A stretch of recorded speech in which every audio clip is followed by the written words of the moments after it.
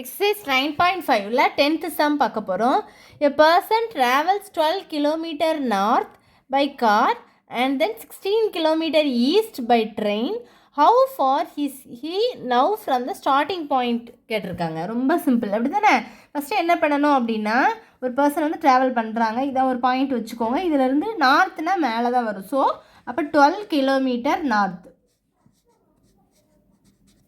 அடுத்து by car and then 16 kilometre என்ன வரும், ஈஸ்ட்டுன்னு வரும். ஈஸ்ட்னா என்ன வரும், இந்த சைடு வரும். ஏன்னா இது வந்து நல்லா அதில் சைடில் நான் நோட் பண்ணிக்கோங்க.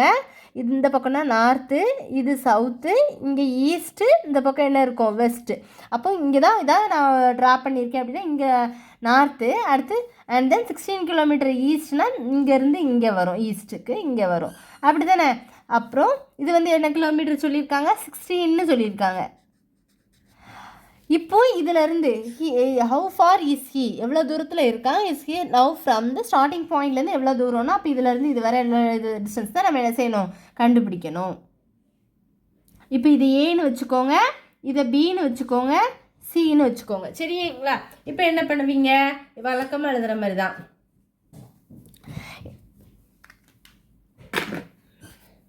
இன்னும்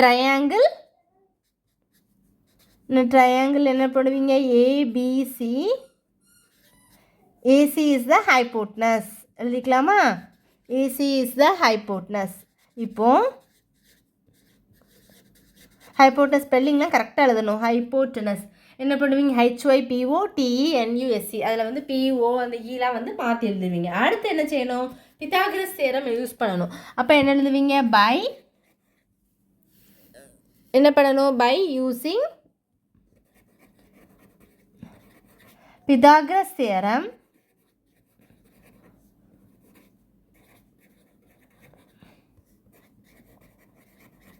இது வந்து நம்ம கண்டிப்பாக எழுதணும். பை யூஸிங் பித்தாகரஸ் தியரப்படி எழுதும்போது ஃபார்முலா என்ன வரும், உங்களுக்கு என்ன கிடைக்கும், AB square plus BC square equal, நம்மளுக்கு ஏசி தான் தெரியாதது இங்கே வச்சுக்கோங்க. AC square equal to AB square plus BC ஸ்கொயர்னு எழுதிக்கலாமா.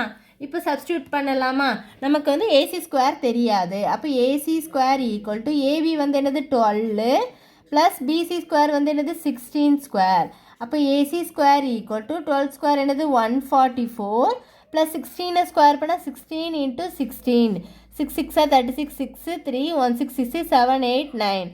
அடுத்து என்ன வரும், 1ஐயும் 6ஐயும் மல்டிப்ளை பண்ணால் 6, 1 1 is 1. அப்போ 6, அடுத்து 6ஐயும் 9ஐயும் பண்ணிங்கன்னா என்ன வரும், 10 11 12 13 14 15 கிடச்சிரும்.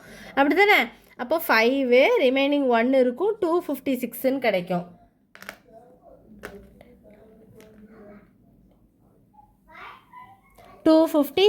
கிடைக்குமா.